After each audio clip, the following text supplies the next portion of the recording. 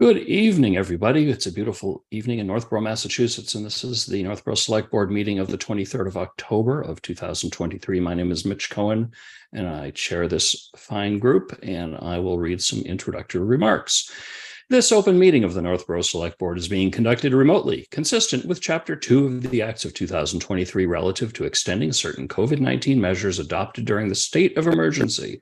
All members of the Northborough Select Board are allowed and encouraged to participate remotely. The Act allows the Northborough Select Board to meet entirely remotely so long as reasonable public access is afforded so that the public can follow along with the deliberations of the meeting. The public is encouraged to follow along using the posted agenda unless the chair notes otherwise. Members of the public who wish to view the live stream or recording of this meeting may do so by going to Northborough Remote Meetings on YouTube via the link on the agenda. Ensuring public access does not ensure participation unless such participation is required by law. This meeting will feature public comment, and I will also state that this meeting is being recorded if I didn't earlier. And now I will go around the virtual room in the order that everyone is on my screen. And Kristen Wickstead, you are first on my screen. Can you hear and be heard? Yes. Hi. Hello. Here. Present. All right. Lisa Maselli. Present. Julianne Hirsch. Julianne, I didn't hear you. Here. There you go. And Laura Zeiton. Here. Excellent. We also have with us Interim Town Administrator Mike Gallagher. Present. And Interim Assistant Town Administrator Diane Wackel. Present. And we also have with us Northborough Cable, helping with the technical aspects of this evening's meeting.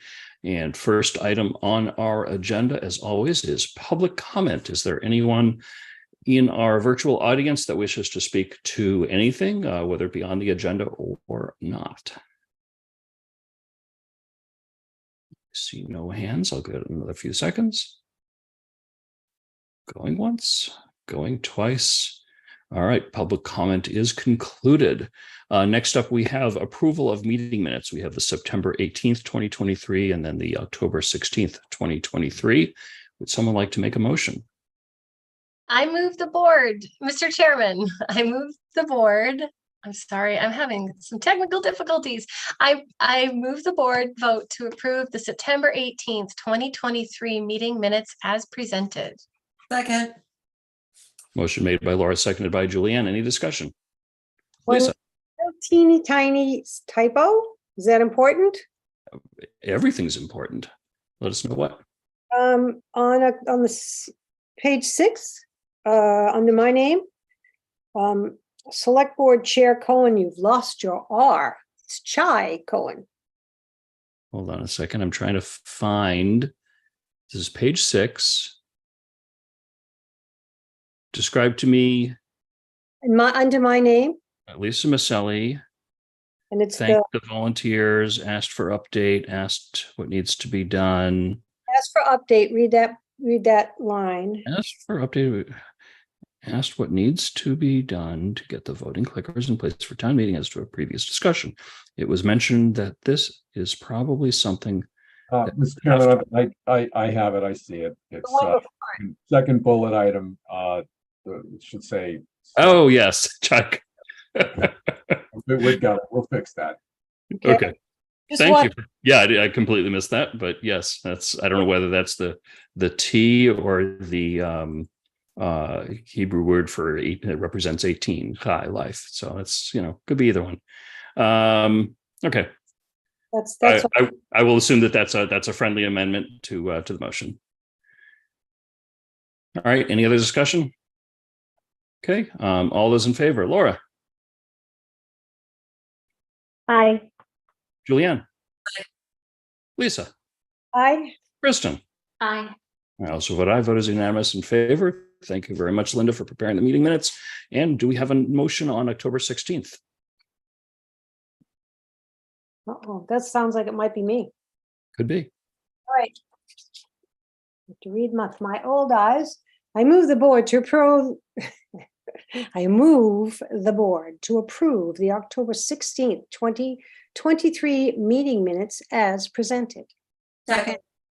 Motion made by Lisa, seconded by everybody, but I'll give it to Kristen. Any discussion? All those in favor, Lisa, Aye. Kristen, Aye.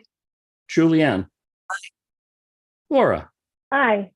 I also vote aye. Vote is unanimous in favor. Meeting minutes are approved. Thank you again, Linda. All right.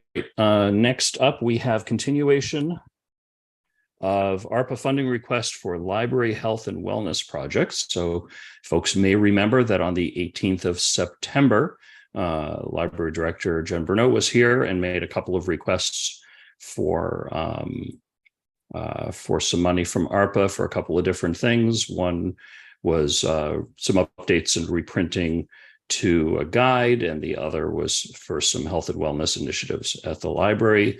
And we put that off a little bit until we learned a little bit more about the building project or the building survey, but I got some comments back that people were okay doing this sooner. Library director would like conclusion on this. So here we go. Any comments or questions before we move along? We've got two items. First, the $7,000 for the Northborough Community Resources Guides. Let's talk about that one. Lisa. Fine. Yes, I've got quite a few questions, actually. I'm wondering why, and I have some other different people I spoke with during the past week or so. In reference to the artwork and the magnets and the magazine, why can't the Algonquin art students be asked to do the graphic or the website work, much like Assabet is used for various things? First question, she's not here. We hadn't asked when we met with her last time. We said that she wasn't expected to attend the follow-up meeting, so she's not here. Did you have a chance to reach out to Jen to ask her any questions? Okay. And then I have why are we making magnets when stickers would do less money? And especially because today's refrigerators are not so sticky anymore with magnets. People who have the stainless steels can't use the magnets. And then maybe the brochure printing should be tabled for a while and just make it on the website for information that coincides with what the QR code on the sticker has it. The last time they did the printing of the community guide, it was over $12,680. And I think that anything in paper today gets really out of date very quickly. And that's what happened to the last group of catalogs, to which I think she said there were 12,000 of those. So so that was my thought on the magnets and the printing. If that's how we'll separate them between that and the 20,000. Yeah, that'll be another motion for the $20,000 item. Because I mean, sorry, Lisa, I thought you were concluded. Yeah, we just have, as of 8/24, the available budget of the BWell was $26,385. The entertainment that uses the Ellsworth Field and the bouncy castles in 22 was listed as $5,175, and in 23, $5,875. So it went up $700. So you had said the last time we talked about it that money was being used for that sort of thing. There were a few pre-allocations that used up the remainder of the money. That was one of, I think, 3 items. Okay, because when I went down the budget, it was, there was still some money left over. So I just think that money could be better used in other ways. Okay. Thanks, Lisa. Comments or questions? Julianne, you had your hand up. Yeah. So, having read the minutes clearly state that we asked Jen if she could postpone this until we got that building report. And I think we were hoping for the building report in October. Now I think it's going to come early November. So I still kind of stand by getting that information before we do allocate money to a project like this, which doesn't seem to be time sensitive. I know we've given money to other things, but that did seem to be a little bit more time to, it had a shorter timeline. So just like in keeping with our rationale from last time, do you think that we could just articulate our questions and hope that Jen could answer them and wait until our first meeting in November? Hopefully we'll have that report. So Jen sent an email to the library trustees, or it was in a report, but she did say that she does have timelines on both projects, that she is interested in a decision very soon. I mean, she was interested in the answer to that in September. I don't see the need. A difference of $7,000, $7,000 for this item, or $20,000 for the next, out of the $2.5 million that we have from ARPA, doesn't really impact whatever we get back from the building report. And the buildings report's purpose is not to identify urgent needs that can't wait for town meeting. It's for long-term planning and understanding of building systems. I agree with Julianne. I think we need to wait. As much as Jen may have a deadline, I've certainly got a lot of other questions about the $20,000. Yeah. Julianne, I apologize. I did reach out to you, and I thought you were okay putting this on this agenda. Well, that's because I thought we were going to get that report sometime in October, and I just heard today that it would come in early November. So, Mike, is there any guidance you could offer on this? Yeah, Mr. Chairman, through you on the building project that's going on. We got the first round of data from the folks that are doing all the collection. We reviewed all of that. There were some changes that needed to be made, some updates that needed to be made. So that was due beginning of October. Well, actually it was not beginning, the end of October. It was actually last week, middle of October, I guess. By last Friday, that information is now back with the vendor. The vendor needs to make those adjustments. And then once that's done, then they can finish their piece of this. So we're hoping to have something early November back from the vendor. So that's where we stand with that. So I don't know what Jen's requirements are here and what her timelines are, but I would have to think that we could probably wait until we have all that data if you really are concerned about the $27,000 impacting what we want to do with the buildings. Otherwise, it's like less than 1% of the money that we have there. So, but it's your call. I don't have a strong feeling either way. I mean, if there are questions about all of that, then what I would recommend is that the board members send them to me, and I'll talk to Jen, and we'll try to get them answered prior to your next meeting, if that's the will of the board.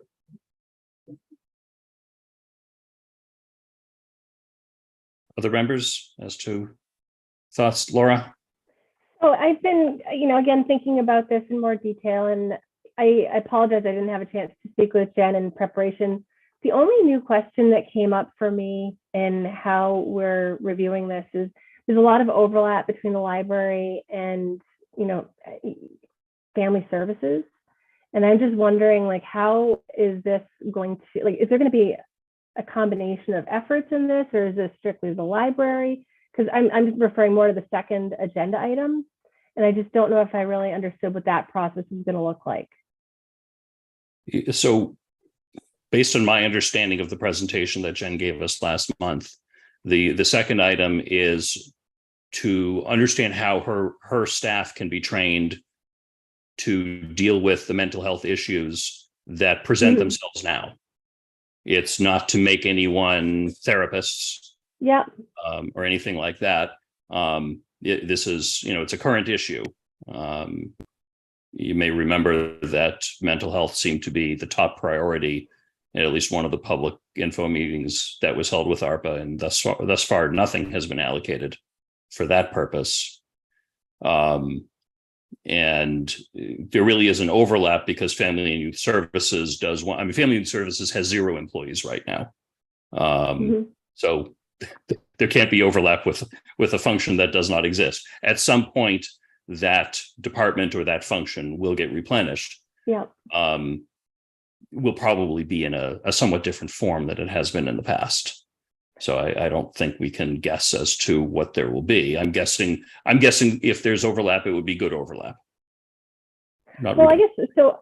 When we did have that conversation and I was reviewing it again, I felt like we really went off on a tangent for mental health and that becoming the linchpin of this. But when I reread through the request, it's a more holistic approach, and it isn't specific to mental health. It's going to be based on, you know, feedback from the community, and it just seems like a wellness program. I'm trying to understand more of how they're going to work together. And while I know that there is a gap in staffing for family services, I hope that that's not going to, you know, be for the long term. And it does seem like it would be important that there's collaboration between those two efforts, especially because so much of it is devoted to the wellness program. So that was just the bigger question that came out as I've been thinking about this more, is just understanding how those two would work together. So that was, you know, my only follow-up question on that I had for Jen. Looping back to the community resource guide, any other comments or questions? Lisa? Are we talking just, we're going to separate it? We're still talking at the guide itself? The $7,000 request for the updates and reprinting of the guide with the magnets and other things like that in with it. All right, then I'll say I'm still in reserve of that, and I'll continue to talk on the next. Yeah, I'm concerned about bringing these back over and over and over again, and what that does to staff for relatively small dollar items. My preference is make a decision on it. If the board isn't ready to, the board isn't ready to. You know, if you have an objection, state that. But Kristen. I'm also fine with moving ahead with, well, we're just starting with this first one. So with the community guide, I understand this point of view where printed things tend to be out of date faster. But last month when Jen was with us, she had a good reason why, specifically why she wasn't too worried about that. Like why she wasn't doing only an online version. And I can't remember the details because it was a while ago. So that's a big part of why I'm a little,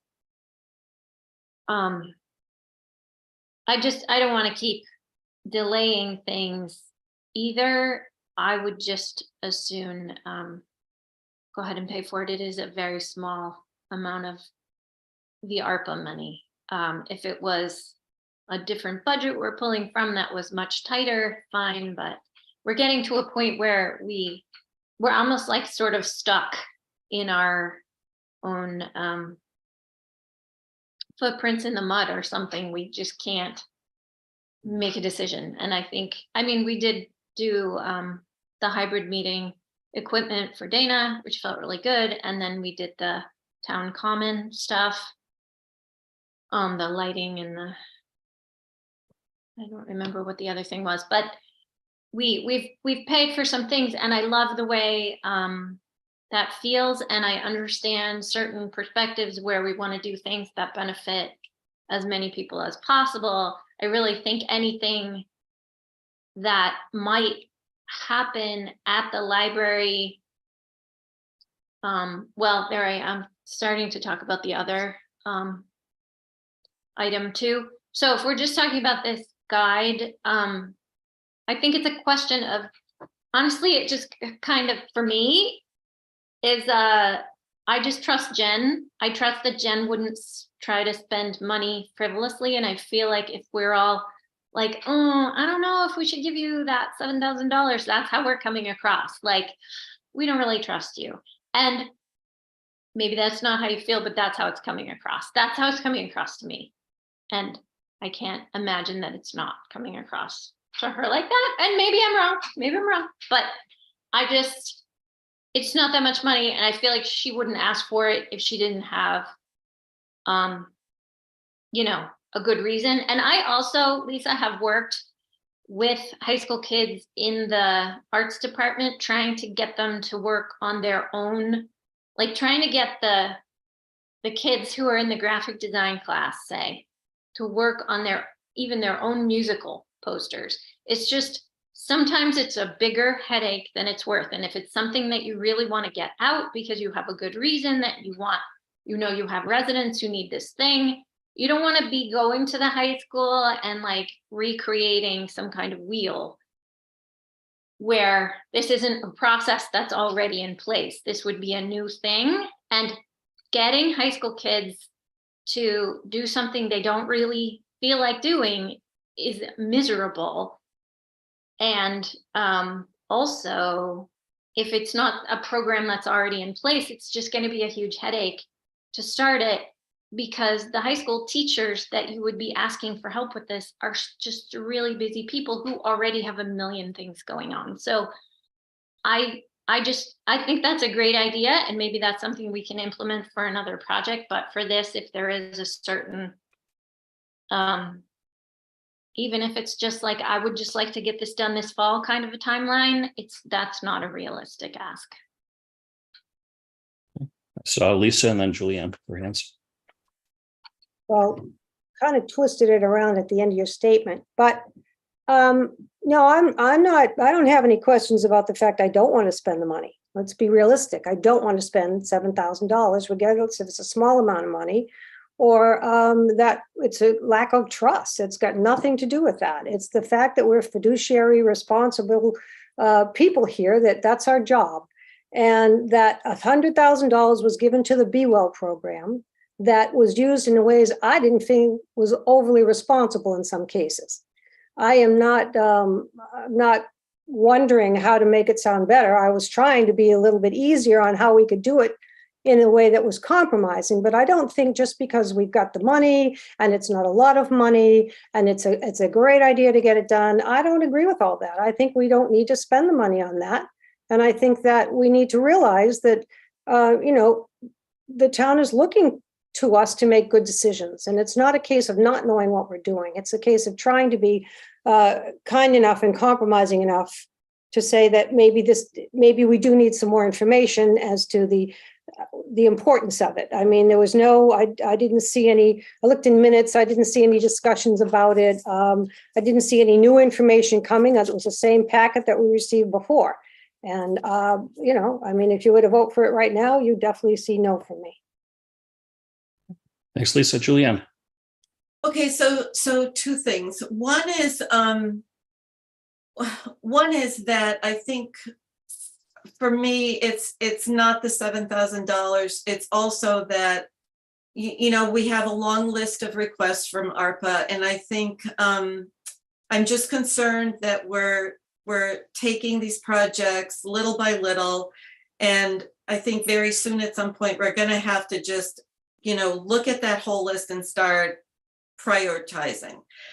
The other thing is that makes me feel positively about this brochure, this pamphlet, and the updating of the website and the magnets, is that when we had the meetings, overwhelmingly, a lot of people said that we have to address mental health, and it's still a concern. And this addresses mental health, so that makes me feel really good about this. So Thanks.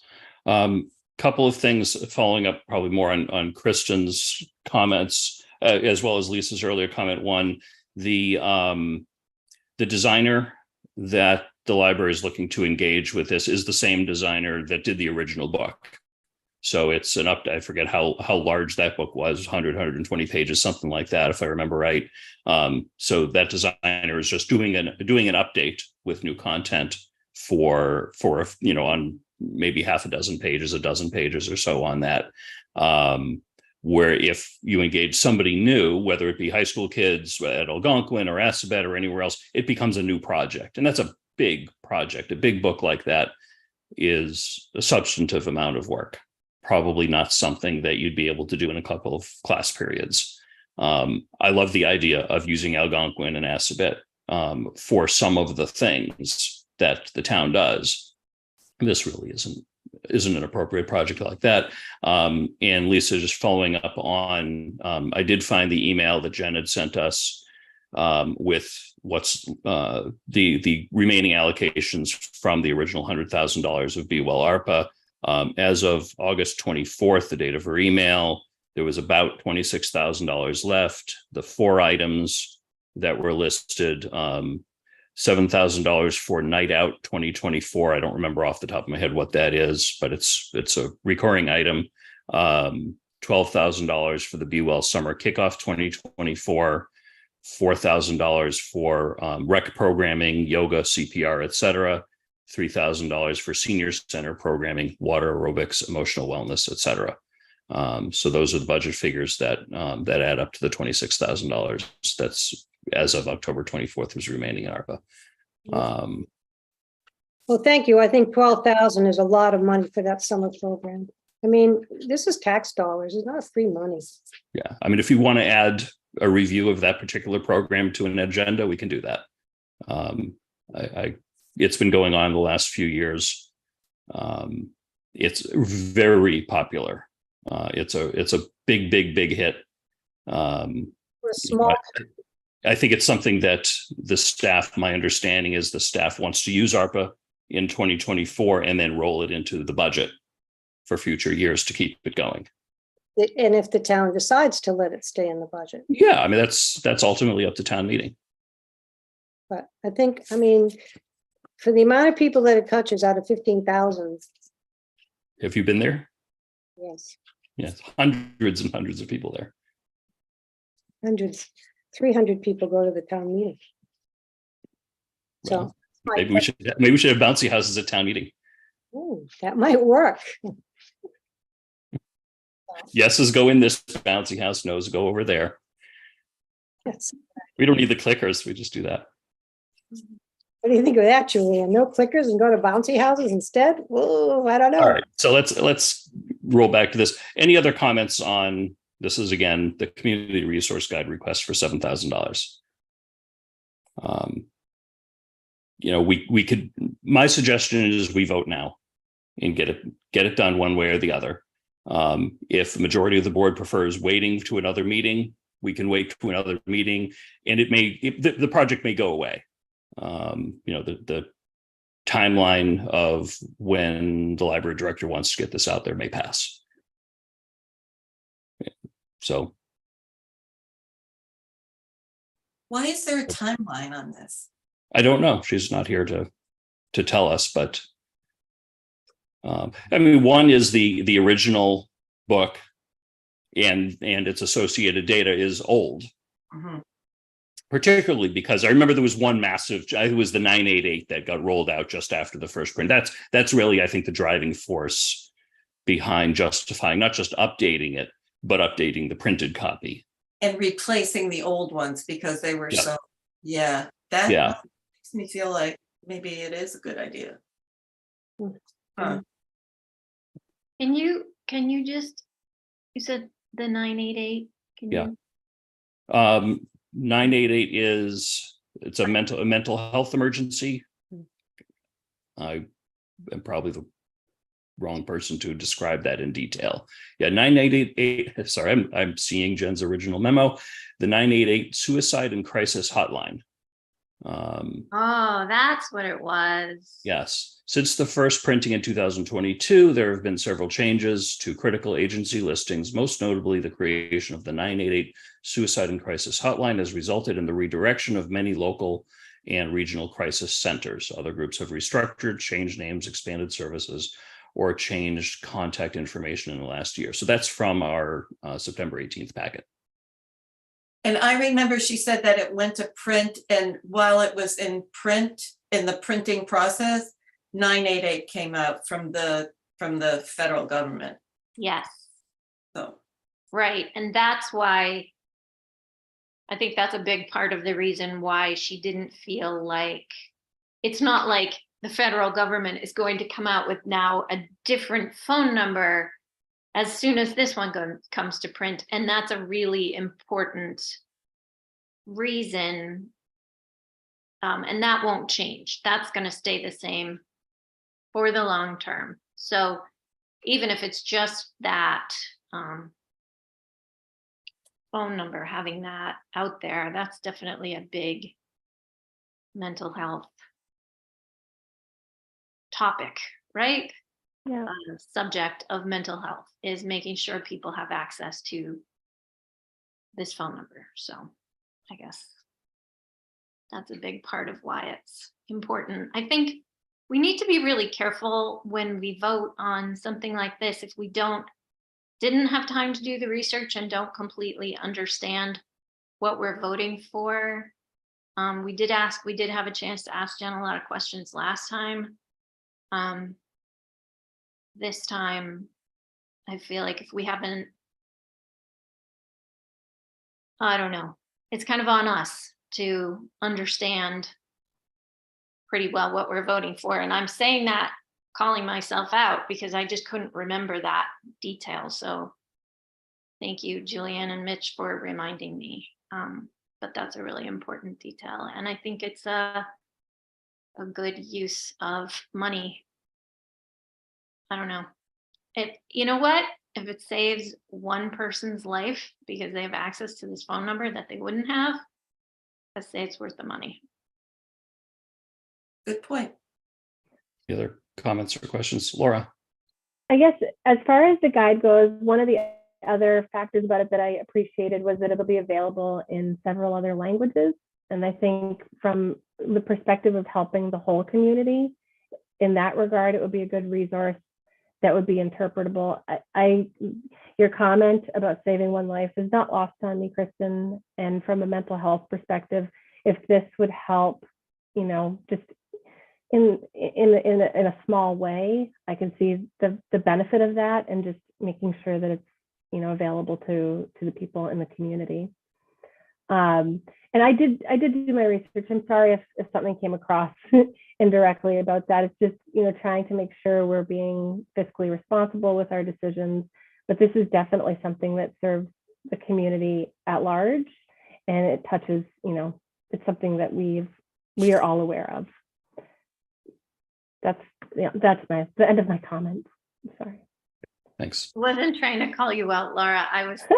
It was my own fogginess, really. All right. Do we want to vote on this now, or do we want to push it off? Let's just vote on it. I want to vote on it. We can vote. Okay. All right. Is there a motion? There is, Mr. Chairman.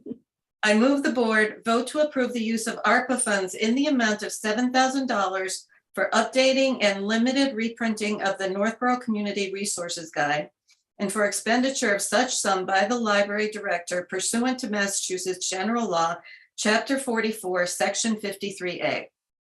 Second. Motion made by Julianne, seconded by Kristen. Any other discussion? All those in favor? Julianne? Aye. Kristen? Aye. Laura? Aye. Lisa? No. I vote aye. Vote carries 4 in favor, 1 opposed. Thank you very much. Next up, we have the second library request. This is $20,000 for the purpose of hiring a consultant to conduct a needs assessment, research, and deliver a 3-year strategic plan for the library that focuses on planning and executing a variety of health and wellness initiatives. Again, from ARPA. Continues from the same meeting, September 18th, 2023. Comments or questions? Kristen? So I'm just going to toss out there the little I know about the Youth Commission and the Family and Youth Services Department, because I am their liaison. So I've been closely following what's happening there. And as Mitch said, it's just not, it doesn't have any staff right now, and they will be hiring staff. But because we don't have anybody in that department to guide us, first of all, and second of all, because people are coming into the library, and anyone can use the library. So it is available. This is another way. It covers mental health and it covers the whole town, and actually probably people from other towns. I know I've used other libraries. I feel like it's a slightly hard to understand request because it has to be so general, but basically she is looking for someone to guide her in what the library can offer and how they might offer it in the umbrella of wellness and mental health for anyone who comes in looking for guidance on those things. So it's unfortunate that it has to be so general, but I mean, just for our purposes, discussing it tonight, but I think what Jen is trying to accomplish is, well, I just remember when I talked to her, and we weren't talking about this particular request. This hadn't even come up yet. This was before, but she just said, we have so many people coming into the library for so many reasons, and I am not a social worker, and I am not a therapist, and I am not qualified to guide my staff in how to help these people. So what she's looking for is someone whose job that is, who can guide Jen to guide her staff, and also what options make sense for a library to offer. And again, it's kind of, it has to be ambiguous because we don't know what the answers will be. So I think it's responsible of her to look for help and not just assume that, oh, I'll just talk to Kristen Black and she can help me figure it out. Like, that's not Kristen's job either. So I think it's very responsible of her to, it's like she's jumping through an extra hoop to do it right. That's how I see this request. And, it's sort of like a consultant fee. We pay for those all the time for everybody else. And it's a little frustrating sometimes to keep paying them, but I feel like this one it's because it's such an ambiguous subject and such a giant umbrella that I feel like it's the perfect place to have a person who really knows what they're talking about come in and guide the town staff. Thanks, Kristen. Any other comments, questions? Julianne. So Kristen, I completely agree with you there. And I just would like to drive home that point that we do not want library staff to not know how to help people in crisis or near crisis and go home and worry about them. It's a really tough situation. However, in reading the proposal carefully for the consultant, I read it as a lot of programming and not addressing that specific concern, which is my biggest concern about what the library is experiencing. So can somebody point to a part of that proposal that addresses training staff to, how to interact with individuals who come in? Do you want me to, because I have that packet up on my screen. Do you want me to just share my screen? Would that be helpful? Yeah. Yeah, but if anybody, maybe I'm reading it differently, but yeah, I'll zoom in on what the consultant would do. Let me just get my screen ready. Okay. I don't have the share. Oh, sure, the share screen in big green type.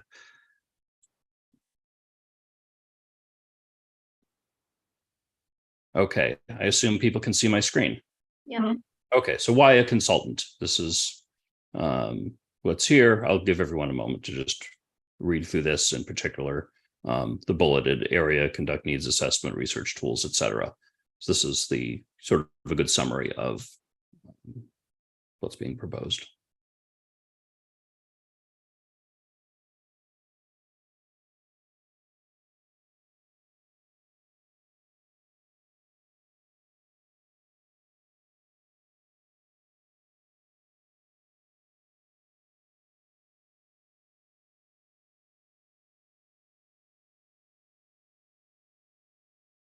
Julianne, does that help answer your question or provide some additional information? Interpret any of those statements to be that, you know, that the staff will learn some strategies in helping individuals. Well, it's research tools, resources, and programs that have proven successful. Identify ways in which the library can create a safe and supportive place. It's, you know, I don't see this resulting as part of this being like a class in how to deal with mental health, but this will identify resources. So it might be a booklet that they can read, some online training, or it could result in follow-up needs for some additional classes or coursework or something like that from library staff. This will identify what is needed. And then if they, okay, so if this is the first step, identifying what is needed and ways in which the library can best support other departments with regard to health and wellness, or strategies for centering ideas of health and wellness in the library. If any of those things require more funding, i.e. training staff in particular or whatever, she has the option of either coming back for more ARPA money or putting it in her regular. Right. Yeah. She has she provides regular training to staff on a variety of topics. So this might simply become a priority for the budget, or she may come back and request more, or there might be grant funding available for some specific things that she might see. She's been very successful in receiving grants for other programs. So it wouldn't surprise me if that's in her mind. Okay.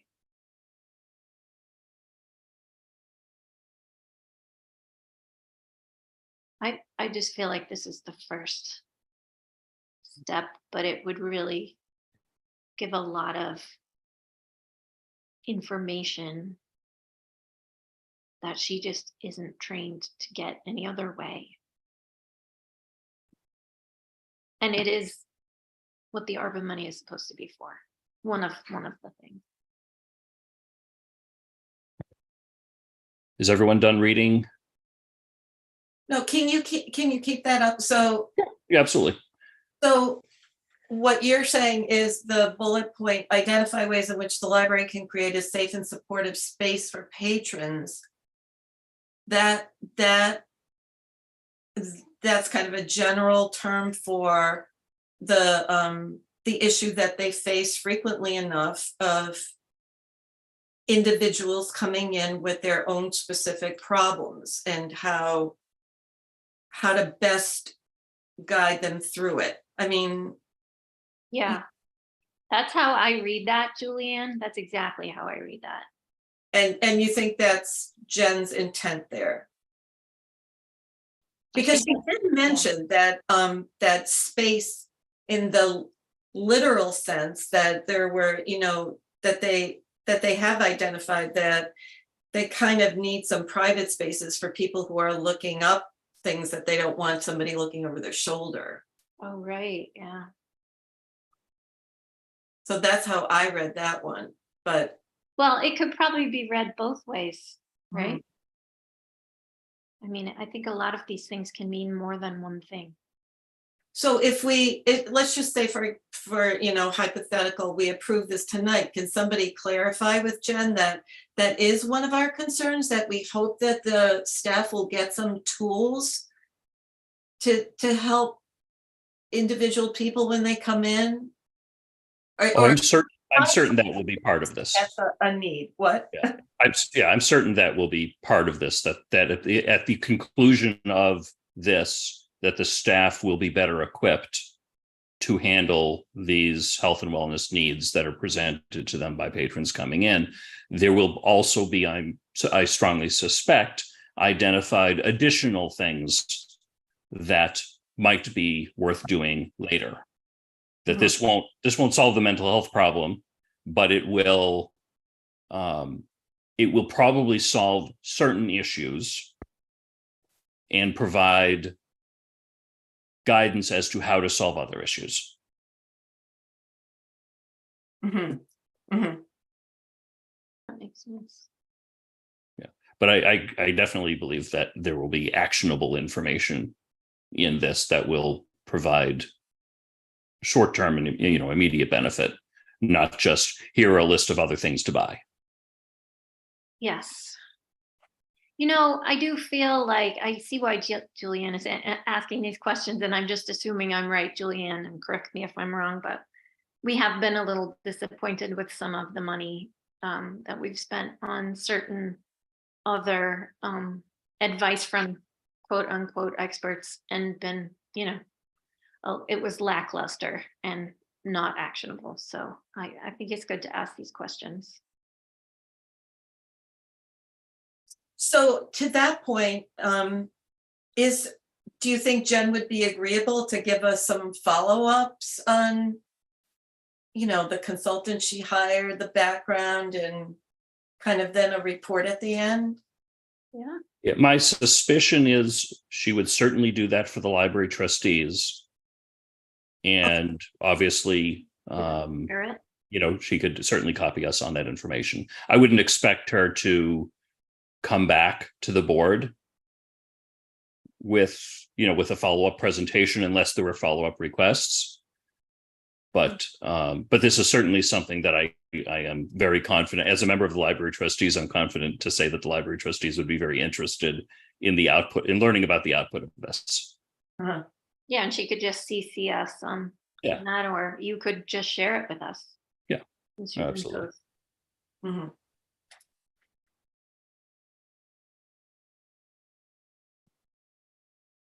Similar to the sort of summary that she did at the end of the Be Well process, which wasn't, she was just one of several department heads involved in Be Well, but she took the responsibility to issue that summary.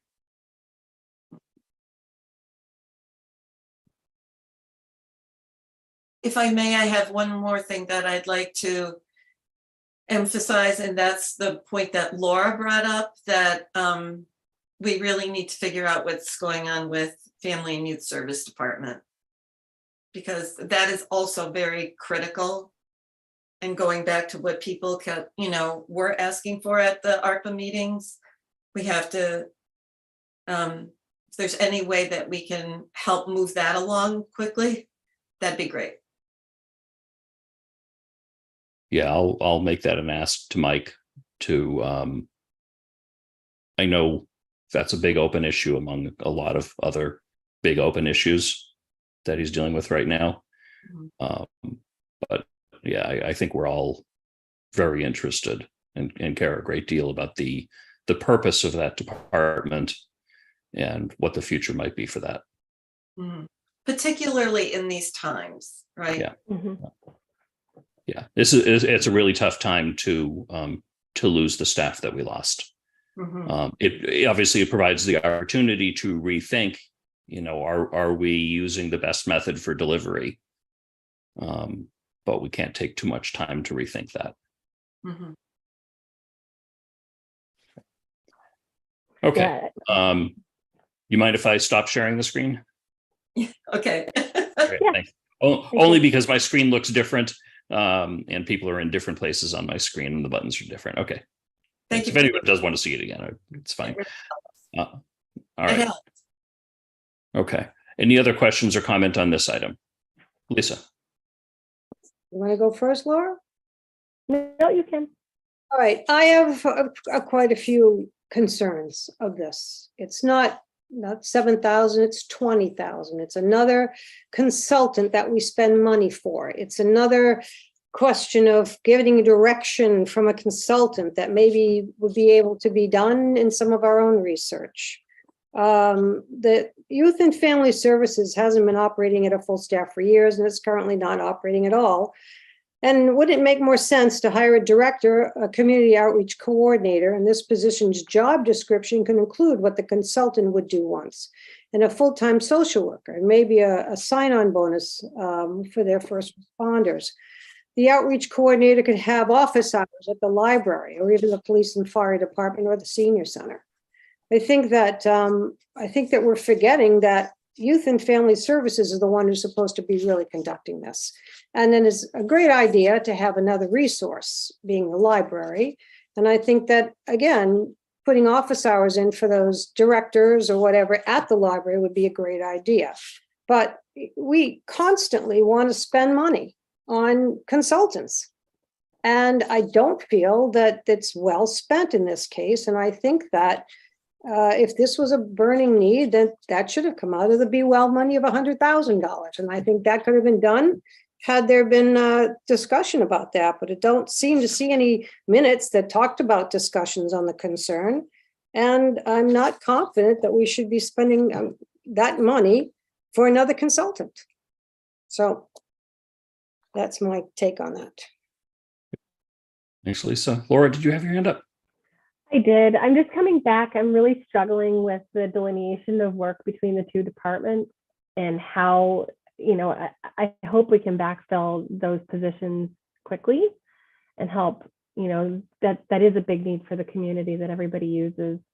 And I just trying to imagine it's going to put a lot of responsibility on the library. And while I recognize how critical the work is that they're doing and the fact that they're being exposed to these situations in our community, it's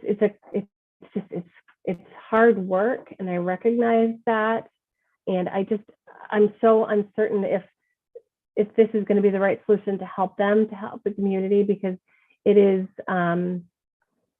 it's vague in the request. I don't know if that's exactly that do we need to frame it in such a way that the librarians will be educated in how to respond to people in crisis? Does that need to be a line item in there?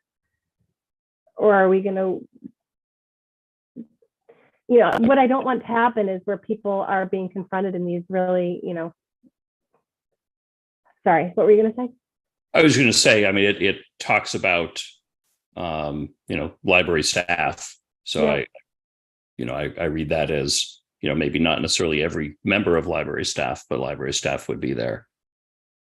And yeah, again, this isn't a training program that we're budgeting here. Mm-hmm. This is overall, this is a first look Mm-hmm. at how to help the library staff deal with library patrons with health and wellness issues.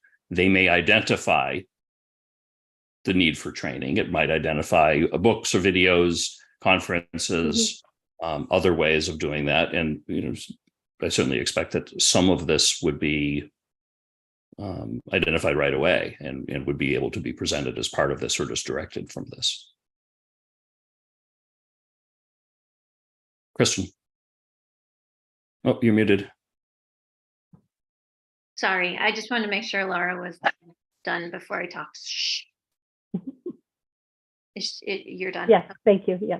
All right. So I think, like I said, I am very, very concerned with Family and Youth Services, and I really would love to have them back in the picture. But the reality is people are going to show up at the library with these puzzling requests, whether we have a good Family and Youth Services department or whether our department's in transition, or whether we, like now just don't have anybody in that department. Like people just show up. I think in a perfect world, it would be great if our new family and youth services department head were able to answer all these questions and take this over, but that's also not a guarantee. Even if we do hire somebody, they might not be exactly well equipped to handle how a library can help a town with these types of issues. It sounded to me when Jen was here before that she had a specific type of specialist in mind, not like a social worker who could sort of take over for sort of maybe some of the things June was doing, but somebody who is more of a specialist in this kind of thing. I don't know. I mean, the bottom line is these people are coming to the library, whether we would like to structure it a different way or not. They're just showing up. So, yeah. Yeah, Family and Youth Services needs, or that department absolutely positively needs to get replenished in some way as soon as possible. This is a different issue. I would not expect that department to perform this function because they would not be library experts and experts on the way that library staff can provide this type of services. Just like, the senior center has mental health training, and they absolutely should. And that's not duplicative of what the Family and Youth Services Department does, even when they're staffed. The school department has mental health training and mental health professionals on staff. That is not duplicative of what Family and Youth Services does when fully staffed. Each of them has specific needs, and this is another specific need that is not being met at all. And the library director would like to inch her way forward to meeting that need.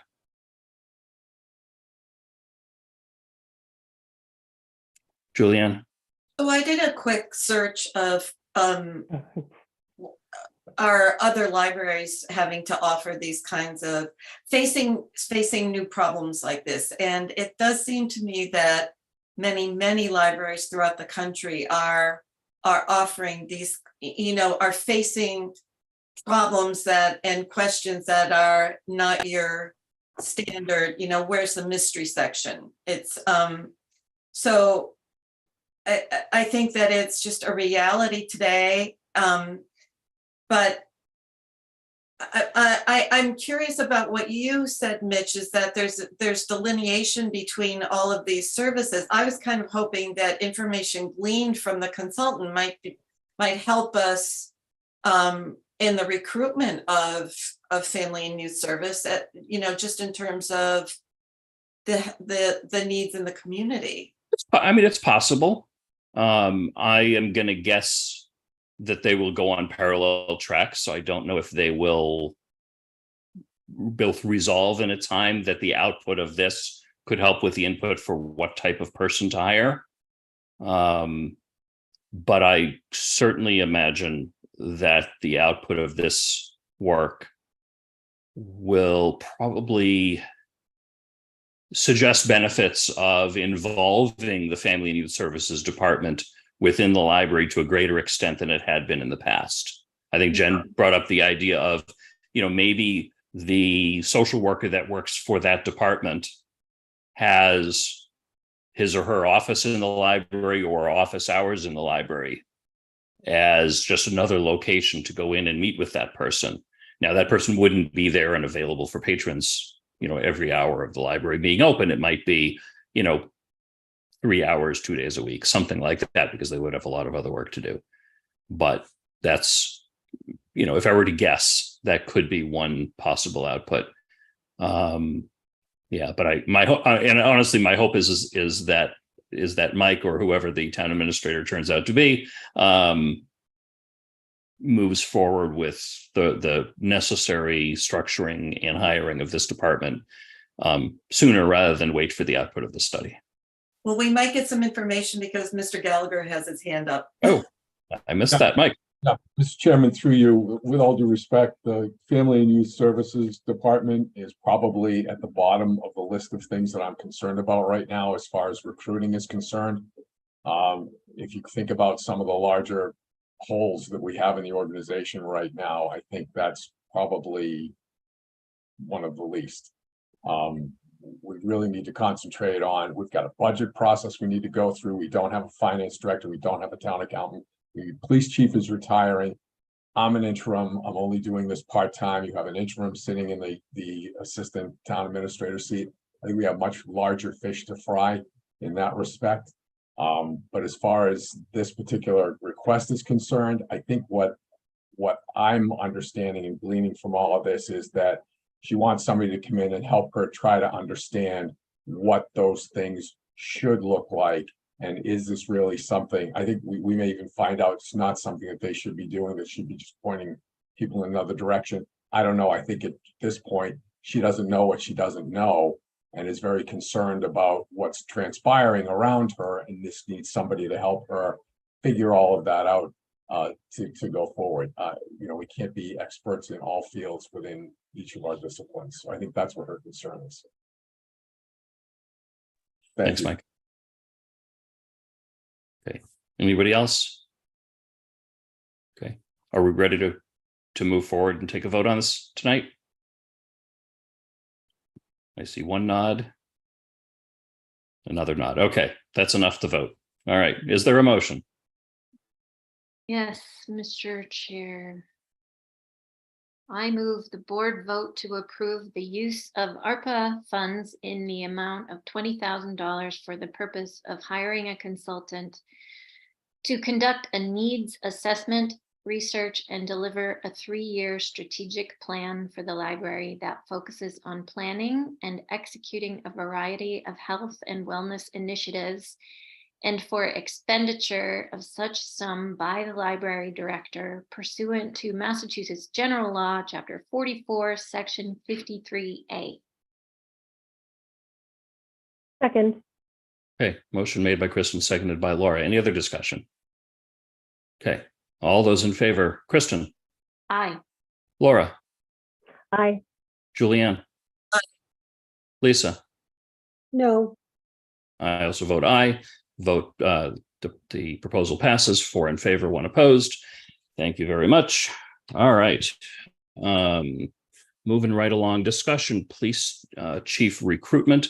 I do see our current police chief in the lobby. However, I don't have admin privileges on this meeting to bring him in. Owen, if you are listening, if you could I'm a co-host now. Look at that. Magic. Yes. Mike, I assume I should bring the chief in? Yeah, Mr. Chairman, I think that would be appropriate at this time. Okay.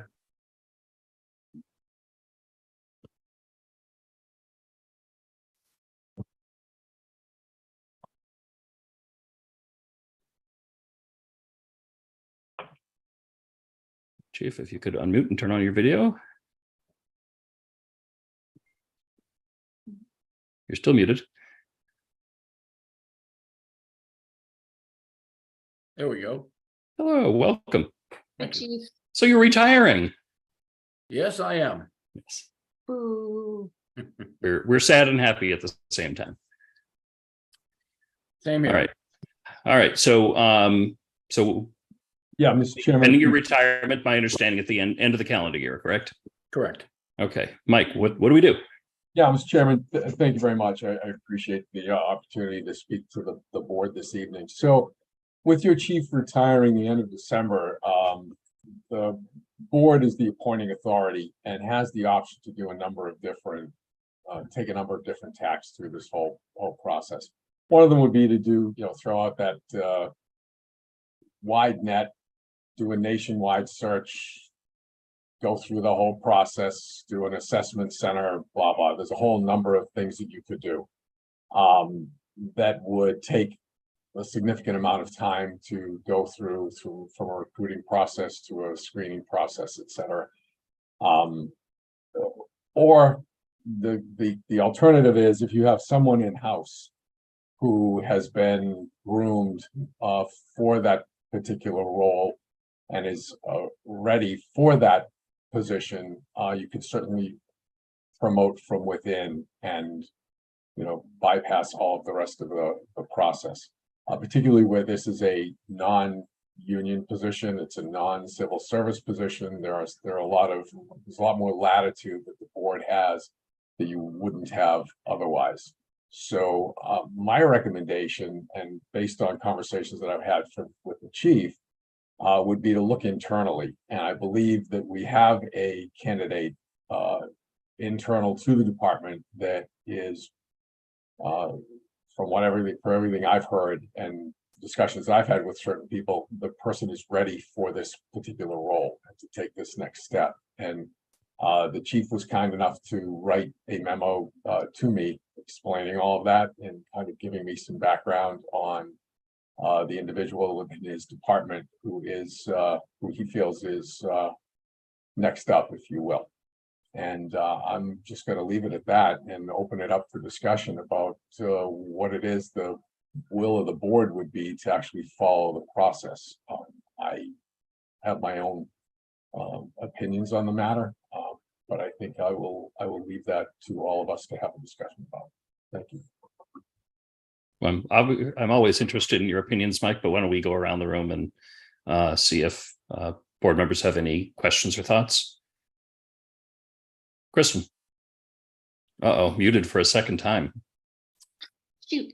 Are we, at what point do we listen to Chief Lever talk about his memo? Or do we talk first? And I'm not sure why we would talk. We could go around and, if we have comments or questions, and be more than happy to turn it over to the chief for his input into the process. Yeah, I just want to hear what Okay. he has to say. Does anyone want to speak up before I ask the chief? Laura. Thank you, Mr. Chair. I really love that Chief Livers put so much thought into succession planning and how much he's devoted to the community, and congratulations, Chief Liver. I really love the idea of promoting from within. And it really builds, I couldn't think of a better person for that position. So my preference would be to dive in as quickly as possible to make for a nice, smooth transition for staff. I know that the folks on that are our police officers now, I've heard a lot of people comment about this transition and how, the person has a lot of support and love in the community, both, from his colleagues and I think from the community at large. So that would be my preference. Thank you. Thanks. All right. I don't see any other hands up. So, sorry, Julianne. So obviously, we all read the memo and Chief Liber gave us very strong recommendation. Are we allowed to say the person's name? No one's saying his name. No. Are we? I thought Chief Liver was going to sort of announce it. I don't know why I thought. Mike, any guidance on this? Yeah, I think perhaps, Mr. Chairman, the chief and I can do a kind of a tag team here, if you will. So I'm going to let the chief have his moment here, but I can tell you that I personally back what the chief put in his memo. I think it served the town well. So I'm going to put my 2 cents in the matter out there on the table so everybody has it. So I think maybe we need to hear from the chief and just get his thoughts on this. This is an opportune time. Chief, what's on your mind? Do we have somebody? Mr. Chair. Yes. Yes, clearly in my memo, as I state, I want to advance Lieutenant Brian Griffin to be my successor. He's a good man. He's a dedicated, loyal department employee. He grew up in Northborough. His parents still live in Northborough. His wife's a school teacher in Northborough. And you're just not going to find a better person. He has held every position in the department but one, because there's only one chief. I am extremely pleased to be able to tell you that he would be a great person for the department. There are times, as I mentioned in my memo, born of necessity, when going outside is a good thing. It can bring change. And breathe new life into organizations. That was the case back when I was very young on the department 44 years ago, when we brought a chief in from Colorado. And then we brought in Chief Leahy from Connecticut. And I would be remiss in saying that there was a certain element within the department that felt like we're always being told no one here is good enough. And I was blessed to be chosen to be chief. It doesn't sound like a lot, but in the history of the department, which was founded by the board at town meeting in 1874, I'm the fifth police chief. So, and the first in over 60 years to be appointed from within, something I'm very proud of. And it's something I'd like to see continue. If I felt that Brian was not a good leader and did not have what it took to lead this department into the future, I would not have sent the memo. I stand by it, and it's a pleasure for me to recommend that. Thank you. Okay. Thank you, Chief. I'm Yeah. seeing a lot of nods around the virtual room here. Any other comments or questions, Lisa? I'm very happy to read the memo, and I too concur with Laura and probably most of the room that this is a wonderful appointment to make. That this young man has been here for a long time and worked his way up, and he is a perfect example of what it's like to put that kind of time and energy in to get the recognition he deserves. And it works hand in glove with the town, I think, in giving them a wonderful opportunity to have a, as you call it, a son of Northborough. I spoke with him at the parade and a few other times, and I have to say that I think by putting an appointment from within, and this individual in particular, that it should bring some hometown pride. It should bring some comfort to the people that do put the time and energy in, knowing that at some point they will be able to move forward and they will be able to take a position that they have earned. And I really feel that this is something that I can stand behind 100%. And I'm glad that we're talking about it. And I hope that we can do something about it tonight and make it all happen. And thank you, Chief. Welcome. Kristen?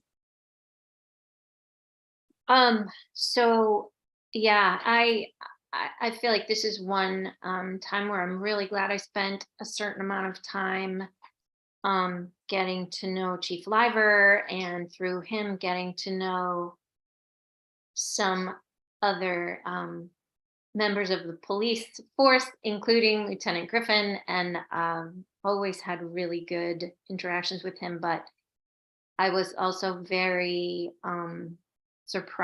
pleasantly surprised to find out that he just is a really good person, as well as all the other credit he deserves. So that's such a huge win for Northborough. Thank you.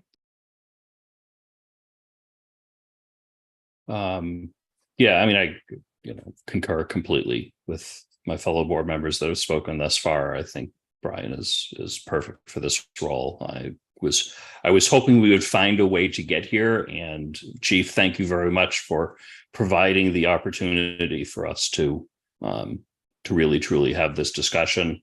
Tonight we don't have on the agenda, and we have not gone through certain processes we likely have to go through to officially do this. Mm-hmm. I think, I look for guidance from Mike and Chief Liver, but maybe we, by consensus, agree that we advertise internally only for this position, provide Lieutenant Griffin the opportunity to write us a letter as to, I want to hear from him as to, does he think that he's ready for this job?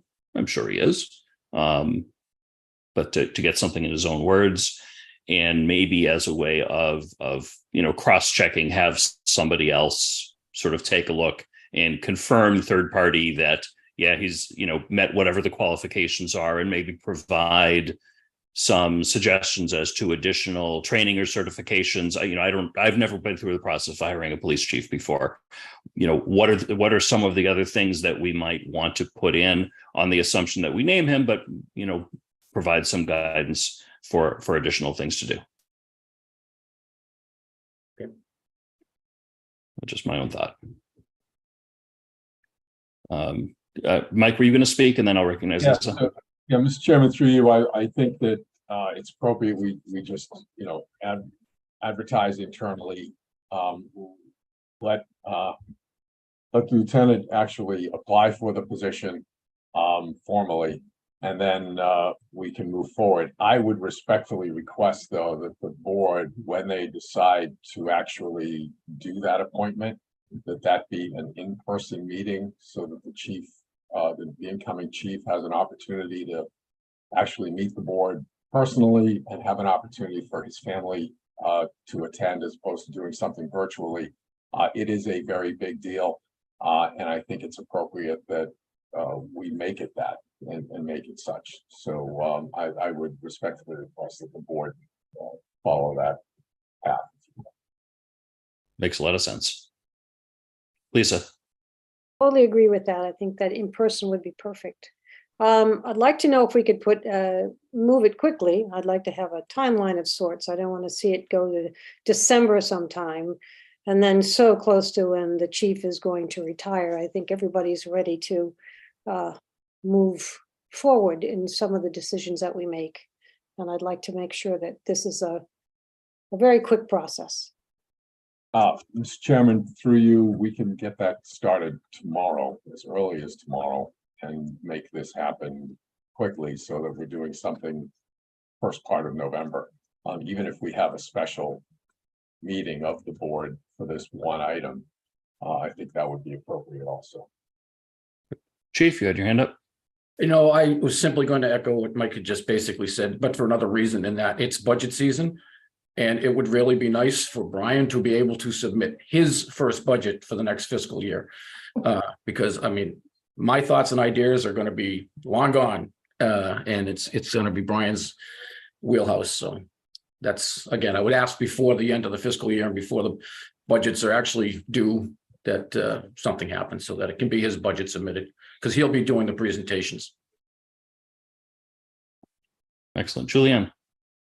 Well, first of all, I'd like to say that it goes without saying that we're going to miss you, Chief Black.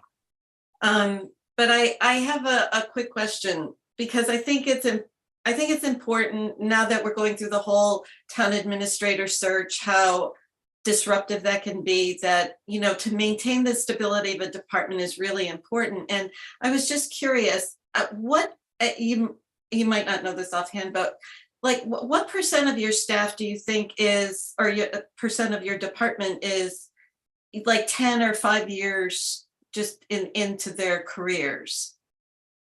At least a third of the department is under 5 years. Wow. Okay. So We have a very young department. So I would think, my impression would be that having someone from within who has been working with the, a young staff is a major factor. Yes, and I can tell you that Brian is well respected, as I put in my memo, top to bottom across the organization. And his leadership skills are wonderful, and I think guiding all these younger officers forward is just right up his alley. Great, thank you. Excellent. Okay, so it sounds like we have consensus to ask Mike to do on our behalf an internal search only, and then come back to us as soon as possible with the conclusion of that search, and to set up an in-person meeting for an interview on the hopeful assumption that Brian applies for the position. Great. Okay. Chief, anything else? No, I just very happy that the consensus is what it is. I leave on a good note. Right. You're not done yet. I know. But it'll be a good note. All right. And we will have the opportunity to thank you more formally in a little while. Thank you. Anybody else on this agenda item before we close this one out? So I just want to thank you, Mr. Chairman, through you to the board. Thank you for your consideration here. And, looking forward to this Thank you. one. Thank you. Okay, kicking the chief back to the attendee section here.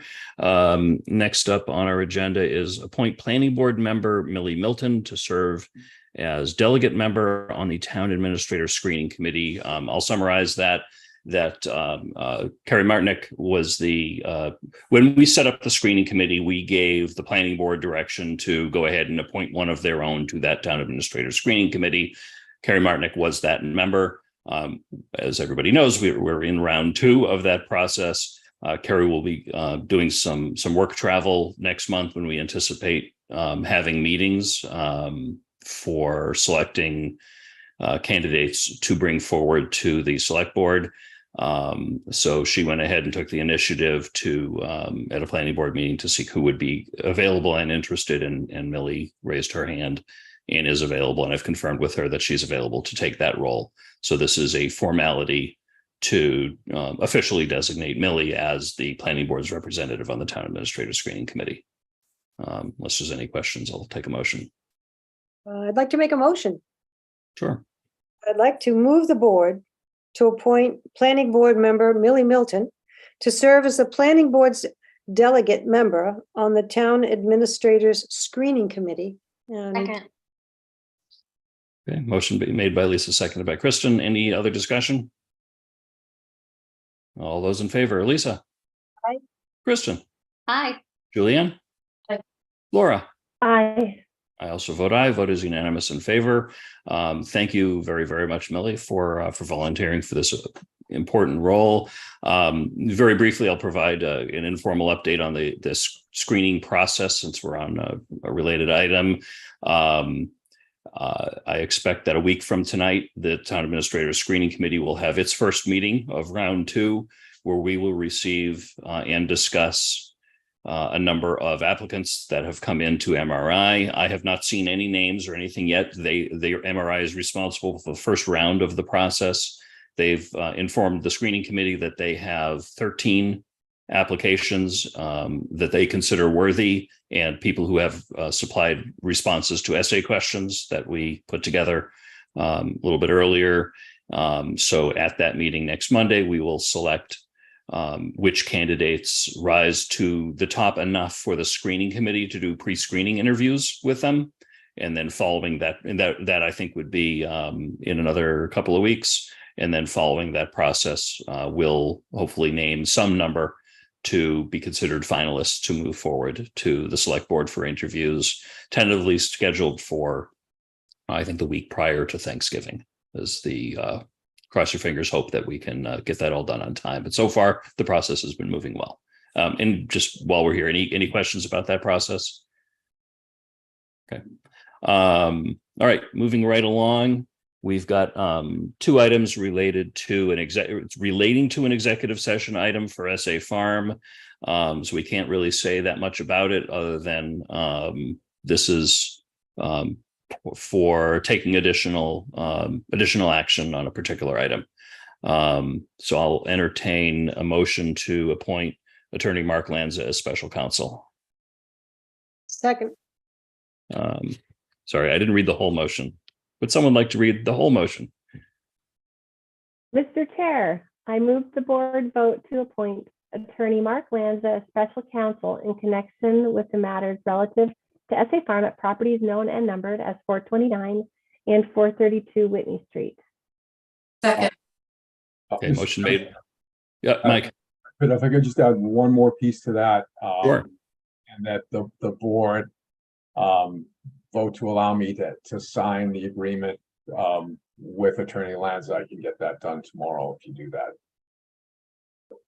Sure. Everyone good with that? Yes. Okay. Thank you. Okay. I always read that as implied that if we provide something, you have the authority to act, but I appreciate the clarification. Can't hurt. Okay. Any other discussion? All right. I know we have a motion and second. I don't, did we vote yet? No. I lost track. Might confuse me. Laura, how do you vote? Aye. Julianne, Aye. Kristen, Aye. Lisa. Aye. I also vote aye. Votes unanimous in favor. And a related item. Kristen, do you have a motion on the related item? As a matter of fact, I do. Excellent. I move the board vote to grant special municipal employee status to Attorney Mark Lanza as special counsel for the town for matters relative to SA Farm. Second. Okay, motion made by Kristen, seconded by Julianne. Any other discussion? All those in favor, Kristen, Aye. Julianne, Aye. Lisa, Aye. Laura. Aye. I also vote aye. Vote is unanimous in favor. Next up, we have reports. Let's see, Lisa, any reports tonight? You know, I don't have any reports tonight. I may have, but I don't have any more in my mind. It's only been a week, so that's all right. Laura, any reports tonight? No reports this week. Julianne, any reports this Thank evening? you. Just a quick one. I attended the Master Plan Implementation Committee meeting that was held just this past Thursday. And we are continuing to work on the final reports from Weston and Sampson. So hopefully there will be a final report soon on the downtown revitalization plan. Excellent. Look forward to that. Thank you, Julianne. Yeah, do you have anything else? No, that's it. Thank you. Okay. Kristen, any reports tonight? I don't have an official report, but I'm on the Town Hall Feasibility Study Committee. And just so everyone knows, our meeting that was supposed to happen last week or a little while ago got rescheduled for the 25th. So it's this week on Wednesday. Okay, thanks, Kristen. That's all. Well, I guess I've got the largest report of the night then, even though I only have 3 items. One is a reminder to the community that the annual trunk or treat event at the Senior Center is tomorrow, October 24th, 2023, from 4:30 p.m. to 6:30 p.m. again at the Senior Center. A number of local community organizations will be there with their cars and trucks and trunks open, giving away candy and other fun things to kids. So I will certainly be there, and I hope to see a lot of kids and maybe some adults dressed up nicely. The Fire Station Building Committee held our first public input session last Tuesday night at the library. It's the first of at least 3 public input sessions that we plan to have. In addition to that, the architects will be at our meeting on November 6th. For the opportunity to present the status of the project to the select board.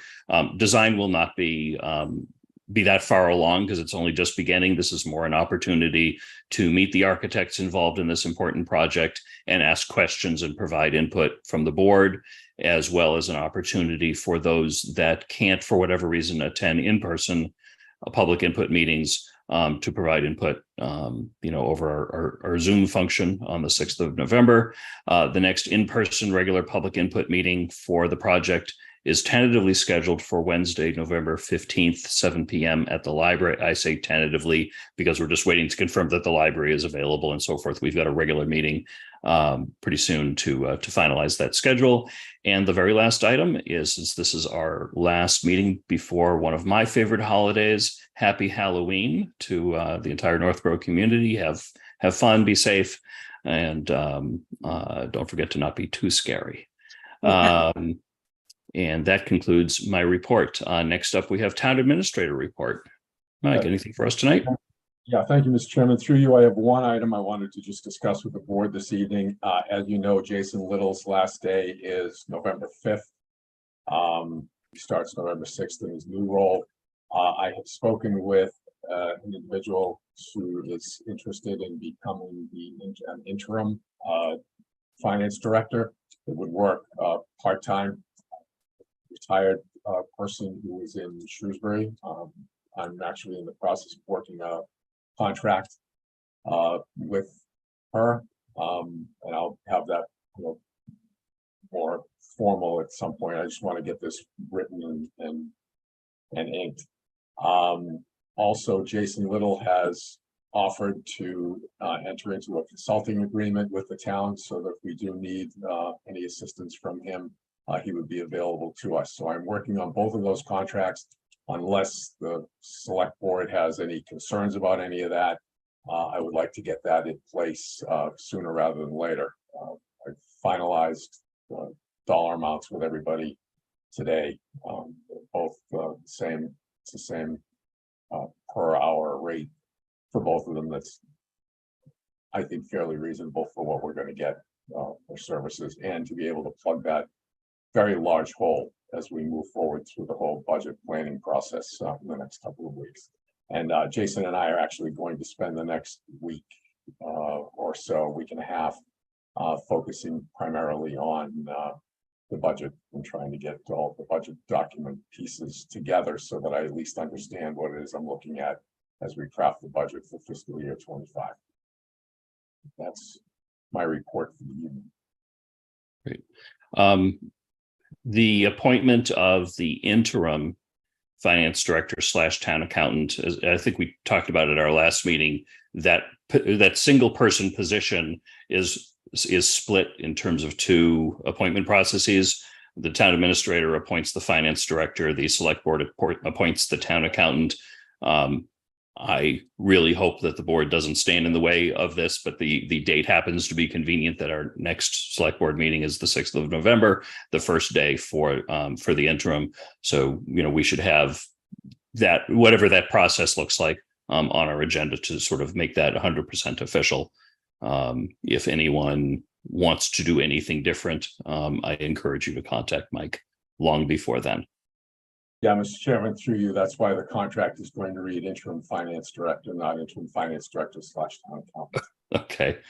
That way I can get this done and have the person in place before Jason walks in. Oh, okay. I really do want the overlap for at least a couple of days. So that's why that's how that contract will read. Yeah, but we should probably, we have to have somebody that's a town accountant. And you and I can talk about the mechanics of that offline. Yes, we can. Yes. Okay. Sounds good. Lisa, you have your hand up. Yes, so I'm just reiterating information. We're definitely going to have two separate positions. We're going to have town accountant and we're going to have the director, correct? Mr. Chairman, through you, we can't do that until after town meeting. So town meeting has to vote to actually split that role, if you will. I'm going to, Lisa, are you talking about splitting it into two different human beings? Or are you talking about the fact that one human being does two jobs? No, I want two human beings to do two different jobs. Yeah. Yeah. So that's what Mike was answering to. That requires town meeting authorization to do that. So would we also have an interim town accountant before town meeting? If somebody were to step up and say they would be willing to do that from in-house. My anticipation, it would be the same person that's the finance. Yeah, I as far as function is concerned, we can deal with the function. It's the person that we need in the seat right now. Right, but I may know of someone in-house who might be interested in the other position.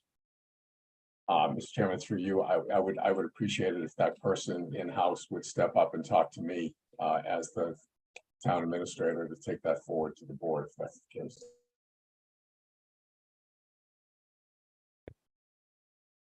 Any other comments or questions? And Mike, you said that was the only item you had under your report? Yes, Mr. Chairman, that's it. Okay, great. Diane, anything for us tonight under reports? I don't have anything. Thank you. Okay, great. Thank you. Is there any other business to come before the board not previously anticipated? Okay, I don't see anything. The last item, as always, is public comment. Is there anyone in the audience that wishes to make a comment for us before we conclude this evening? I don't see anyone. Going once. Going twice. Public comment is closed. I'm not sure if we've ever had a regular agenda meeting without any public comment at all. Motion to adjourn. So moved. Second. Motion made by Julianne, seconded by Kristen to adjourn. All those in favor, Julianne? Aye. Kristen? Aye. Laura? Aye. Lisa? I I also vote aye. Vote is unanimous in favor. We are adjourned 8:35 p.m. Thank you very much, everybody. Have a wonderful night. Thank you all. Bye, thanks.